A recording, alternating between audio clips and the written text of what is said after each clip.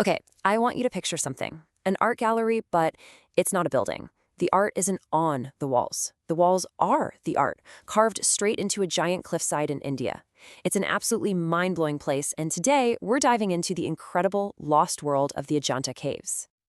I mean, just look at this. It's breathtaking. We're talking about 30 different caves here, not built, but carved.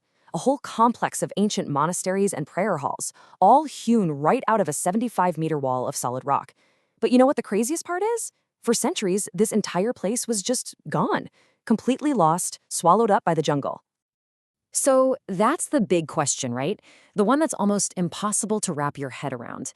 How could a monument this magnificent, this enormous, just vanish for more than 1,300 years? That's what we're going to figure out.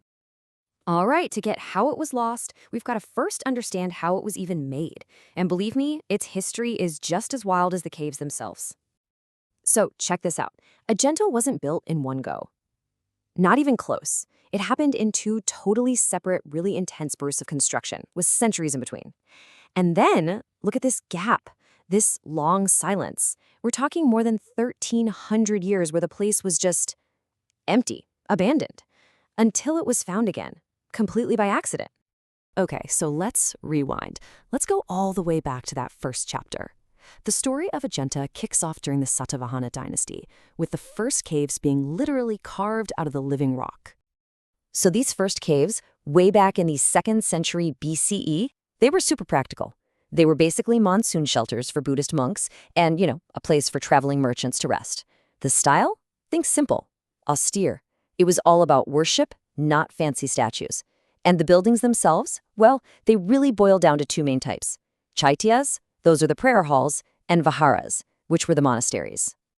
So let's break that down. First up, you've got the Chaitya Griha. The easiest way to think of this is like a church or a cathedral for Buddhist worship. It's this long hall, really high arched ceiling, and way at the back you have a stupa. That's that mound-like thing, and it's the absolute center of their meditation and worship. And here we are, right inside Cave 9, one of those really early prayer halls. See how everything is designed to pull your eyes right to that stupa in the center? It's simple, it's not covered in fancy stuff. The focus is 100% on devotion. And the other main type of building, that's the vihara. This was the monastery, the living quarters. The design is pretty brilliant in its simplicity. You've got this big central hall, and then carved all around it are these little plain rooms where the monks lived. Okay, so here you can really see how a vihara works. On the left, that's the inside of the main hall. See how spacious it is? And then on the right, look at that floor plan. It shows you that main square and then all those little individual cells just branching right off of it. It's a really simple but super effective design. So after that first wave of building, the whole place just goes quiet for centuries. Then, bam, in the 5th century, something incredible happens. Ajanta just explodes back to life with a second, even more amazing chapter of construction. So what caused this sudden explosion of art? Well, it was all thanks to the powerful Vakataka dynasty, and specifically their emperor, Harishena. His money, his patronage, it fueled this golden age for Ajanta. It went from being a simple retreat to a truly world-class art gallery. Now, for a long time, people thought this second phase must have taken centuries to build. But a lot of modern scholars, especially a leading expert named Walter M. Spink, have made a pretty convincing case that most of this incredible work was done in a crazy short amount of time. How short? Just 20 years. Seriously, let that sink in for a second. Almost all of the incredibly ornate, detailed, famous caves that we think of when we picture Ajanta, they were carved and painted in the span of a single generation. It was just this unbelievable, intense burst of creativity. And you can see the difference right away. I mean, look at this. This is the entrance to Cave 19, a prayer hall from that second period. Just compare this to the simplicity of those early caves we saw. It's a night and day difference. Suddenly, every single surface is just covered in these wild, detailed carvings. The ambition is just on another planet. And on the inside, the change was just as stunning. The walls were covered with these massive, gorgeous paintings, murals. And they weren't just for decoration, oh no. They were telling stories from the Jataka tales, which are all about the Buddha's past lives. The art became so rich, so colorful.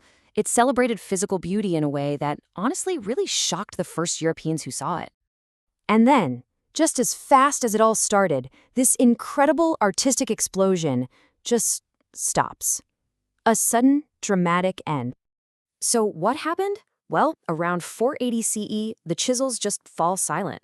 Emperor Harishina, the main guy funding everything, he died. The politics of the region got messy, the money dried up, the artists packed up and left, and the caves, they were just abandoned in this remote valley. And for the next 1,300 years, the jungle just grew back over everything. Ajanta didn't just fade from memory, it was literally wiped off the map. And that brings us to the final amazing act of our story. See, Ajanta wasn't uncovered by some big archaeological expedition. Nope, it was found by pure, dumb luck. Okay, picture this. The date is April 28th, 1819.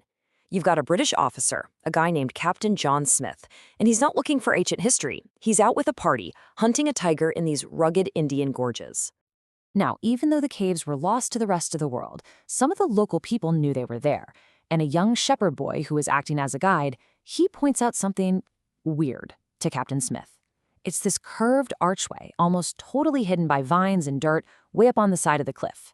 What was it? It was the doorway to Cave 10, one of the very first prayer halls. So, Smith and his men, they scramble inside, and to mark the occasion, he does something that, today we'd call vandalism. He scratches his name and the date right onto one of the ancient paintings. But here's the cool part. Because he was standing on a 5-foot-high pile of rubble and dirt that had built up over the centuries, his little signature is now way up high on the wall. It's this permanent personal mark of that exact moment of rediscovery. And Smith's discovery, well, it changed everything. The caves became world famous, and they sparked this huge new interest in India's ancient history. In fact, the discovery actually helped lead to the creation of the Archaeological Survey of India. After years and years of careful restoration, Ajanta was finally named a UNESCO World Heritage Site in 1983, cementing its place as a true global treasure. This story of Ajanta it's such a powerful reminder of the incredible things we can create, and also how easily we can forget them. It really makes you wonder, doesn't it? If a masterpiece on this scale can get completely lost and then found again purely by accident, what other wonders are still out there, just waiting to be discovered?